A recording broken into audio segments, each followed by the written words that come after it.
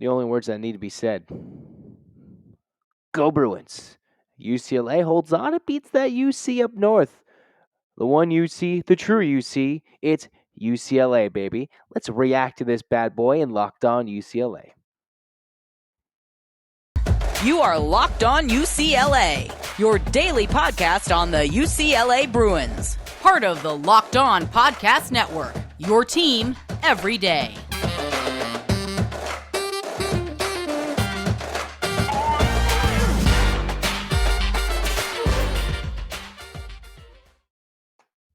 The Bruins hold on and beat Cal. I'm Zach Anderson, Yoxheimer. You're listening and watching to Locked On UCLA. And the Bruins, well, they made it close as they decided they would. UCLA for another week in a row. The third straight week, it's been a one-score game for the Bruins. Unfortunately, in the first two, they came on the wrong end. This one, the regular season finale, UCLA wins it 35-28. Excuse me, not 45. I was thinking of all the other crazy games that we've had. 35-28.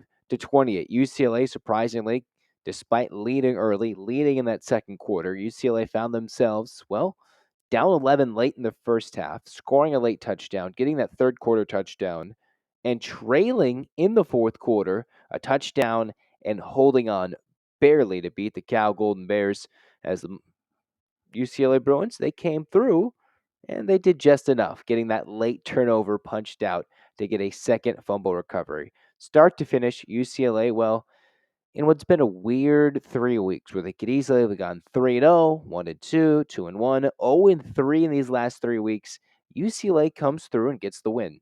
That's all you could have asked for, and despite what seems to be and what is a very dejected UCLA fan base coming off of back-to-back crushing losses, one against your bitter rival, one against the team UCLA should have beaten but did not come out to play in those home games. They get a road win to end the 2022 regular season, and UCLA is one bowl win away, depending on where it is, when it is, who it is against. They'll find that out to try and tie, once again, the school record for wins in a season. So the Bruins come in 9-3, 6-3 in Pac-12 play. That's how they finished the regular season.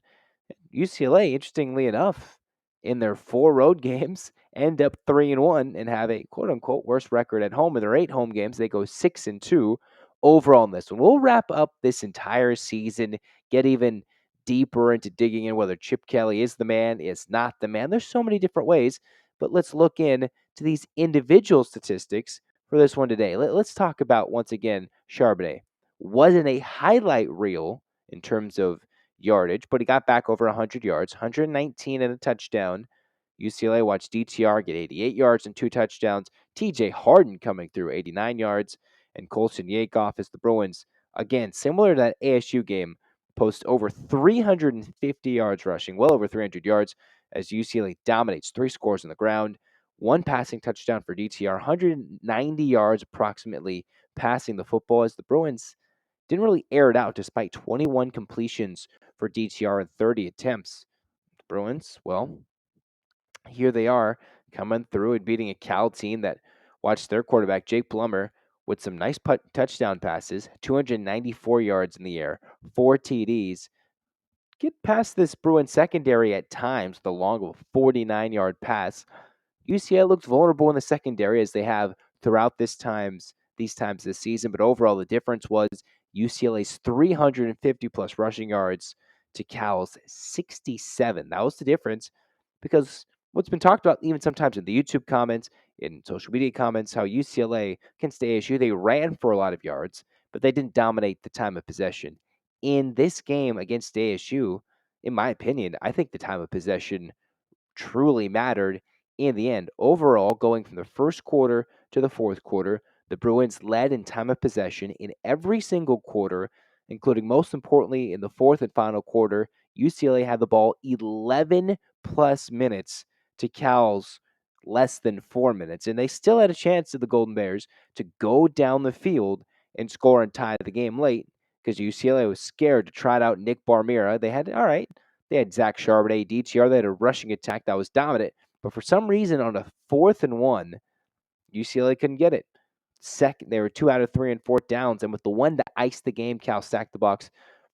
Bruins couldn't get it. They couldn't get it on 4th and short, so the defense comes through, gets a stop, helped out by a special teams mistake from Cal, and UCLA walks away with the road victory. All smiles on the short week, despite what was a very lackluster second quarter at times, giving up some deep bombs, trailing by 11 at one point in that second quarter before a late second quarter touchdown drive kept the Bruins in it. A third quarter, mid-quarter drive, putting the Bruins on top, and then a late touchdown as UCLA wins this one 35-28. Zach Charbonnet, what other combination than a Charbonnet touchdown for the win and a Jake Bobo 2-point conversion pass from DTR? That's the nice combination of a touchdown UCLA combo to finish off the offensive season as UCLA continued to run the ball dominantly, force 2 turnovers, and control the clock against a Cal team under their head coach Justin Wilcox that came to fight and came to play. And we're going to hear a lot of this UCLA-Cal connection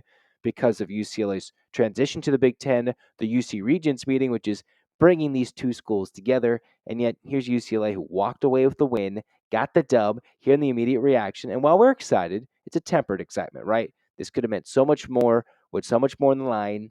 And yet here they are. A chance to complete a successful season with 10 wins, tie the school record again.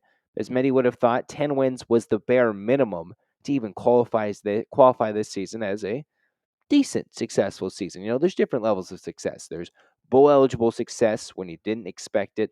There's competing for a Pac-12 title, getting to the Pac-12 title game and winning that, Rose Bowl or CFP, depending on how the future goes. Well, it was nice to see the seniors win their final regular season game, and now the bowl preparation begins. And that'll be a lot sooner, I think, depending on where everything slots from the Saturday games and everything moving forward with the college football playoff. Yet UCLA, they'll get a bowl game, they'll go play somebody, maybe someone UCLA should be favored to beat and get that 10th win. Yet UCLA gets this one against Cal and find themselves victorious 35-28, outscoring Cal in every quarter despite the second quarter. But interestingly enough, UCLA found themselves trailing in the second, third, and fourth quarter at some point in the middle, if not late stages of the quarter.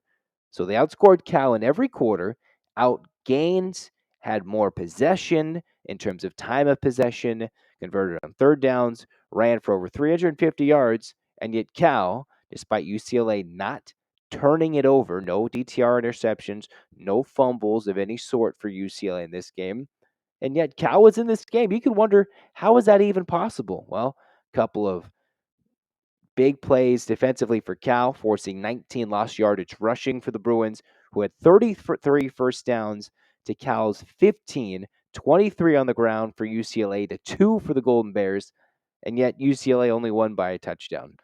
It was one of those games where it was like, Cal's very much in this game, but the numbers read that UCLA dominated this game. In the end, Bruins win by a 1 score, and we'll dissect this and the rest of the season with basketball around the corner again throughout the rest of the following week. We'll see where the bowl announcement lies and how everything plays out, but this is our quick, immediate reaction. UCLA by a score against that team up north. UC Berkeley is Cal, the Golden Bears, they drop it to UCLA. Go Bruins.